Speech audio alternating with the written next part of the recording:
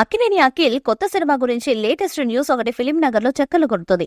Most eligible bachelor తో average hit కొట్టిన Akhil agent తో భారీ ఫ్లాప్ అందుకున్నాడు. 2 ఏళ్లుగా ఒళ్ళు కూనం చేసుకుని ఎంతో కష్టపడిన అఖిల్ ను ఈ మూవీ మామూలు దెబ్బ కొట్టలేదు. దాంతో అఖిల్ ఇప్పటి వరకు మరో సినిమా ప్రకటించలేదు. ఒకవేళ ఏజెంట్ సినిమా యావరేజ్ హిట్ అయినా ఈ పాటికి కొత్త సినిమా మొదలు పెట్టేవాడేమో.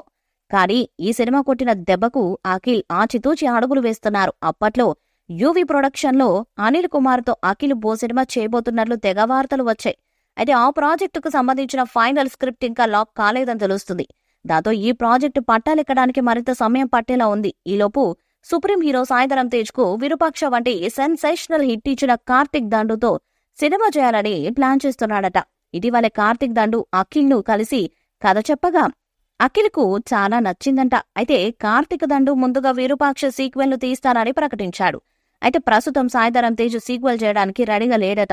దాంతో సీక్వెల్ పార్ట్ లో అఖిల్ ను తీసుకురావాలని ప్లాన్ చేస్తున్నారట. నిజానికి ఇది మంచి విషయమే, ఎందుకంటే విరూపాక్ష సినిమా జనాలకు మామూలుగా ఎక్కలేదు.